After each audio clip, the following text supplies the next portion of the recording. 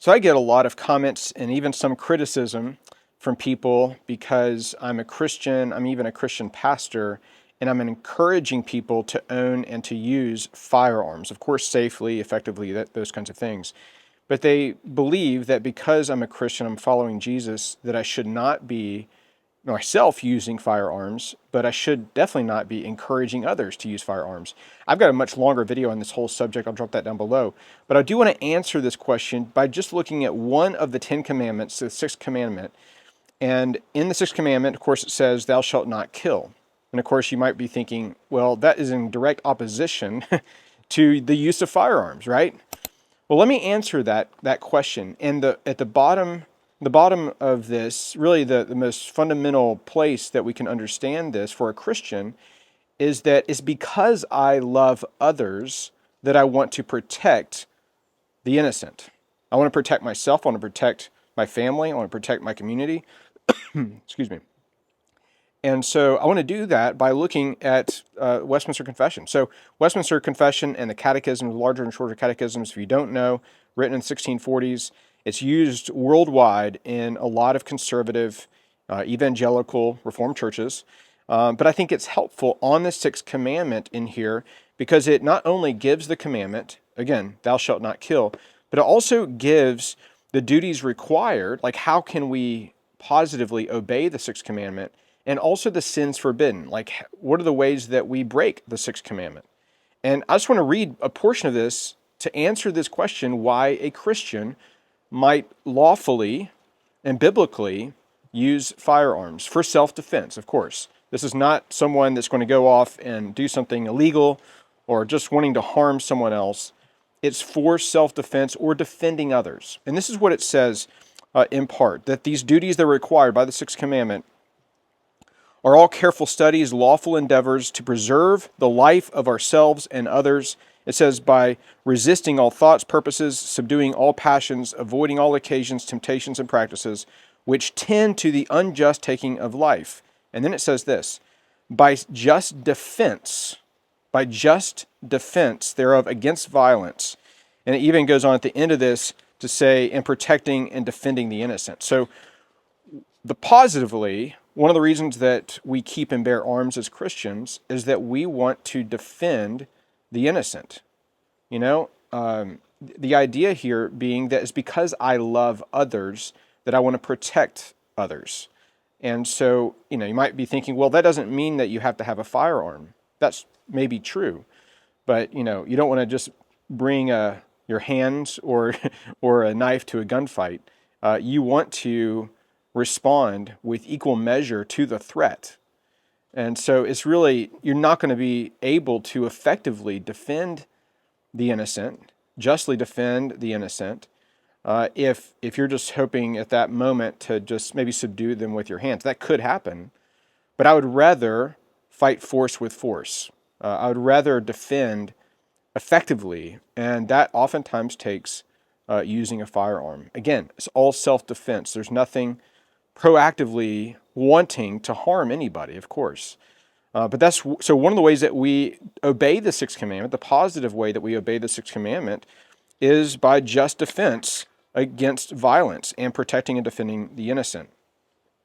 I think what's even more salient and poignant is the sins forbidden. Like, how can we break the sixth commandment? And this is what it says. The sins forbidden in the sixth commandment are all taking away of life of ourselves or of others. Now, if it just stopped there, you might be thinking, well, then there you go. You shouldn't have a firearm. But then it goes on, it says, except. So basically the idea is you shouldn't take the life of any, yourself or another, except in the case of public justice, that's capital punishment, lawful war, or necessary defense. Necessary defense.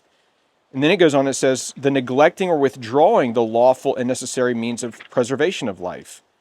So the idea with that is that, let's say, to use another example, if you're at the playground and there's a bully pummeling some innocent kid, and you're just sitting on the bench watching it all happen, and you could clearly go and stop the bully from hurting this other innocent kid. That's what it's talking about here. If someone is being targeted or being shot at or something, and you have every means to be able to stop that perpetrator, stop that threat, and you don't act, in other words, you fail to act to take down the guy, this idea of necessary defense, that's what it says here, and you don't do it, well, then you could be in violation of the sixth commandment. So it's because, there's one example, there's plenty of other, I think arguments for Christians, keeping and bearing arms. But one example is this, that a Christian should be able to not only defend himself, but others who are threatened. And actually, if we don't do that, if we fail to do that, we could be in violation of the sixth commandment. Now, I know I've heard all the arguments. I mean, someone's mentioned the argument from Matthew chapter 5, where Jesus says to turn the other cheek. The thing, if you go look at the Sermon on the Mount, Matthew 5, when Jesus is talking about that, he's addressing and correcting the Pharisees there, and he quotes the law, eye for eye, tooth for tooth. He says, no, a true follower of Jesus does not just strike back. They turn the other cheek. What he's talking about, if you go and read it, what he's talking about there is you don't seek retribution or revenge. It has nothing to do with a Christian in the moment defending himself or defending someone else. It's talking about if you've been wronged, you don't plan out and calculate out a way to seek retribution or revenge. You work through the lawful channels. But in the case of immediate danger or immediate threat to your life, or like I said, life of an innocent person, then you have every right to defend yourself and others. So again, there's so much more that we could talk about on this, but for a lot of people that are wondering, Brian, I can't believe that you would have all these videos promoting the right, safe use of firearms as a Christian. I'm like, well, there's actually, I think, good precedent for Christians, not only in Scripture, but in historical confessional documents like the Westminster Standards, to be able to use firearms to defend yourself and others. So, guys, I want to hear what you think. Drop your comments down below on this. Again, there's so many other things that we could talk about with this. Or if you have other suggestions on future videos on this topic, because I think a lot of people are just confused. How could someone like me promote the use of firearms?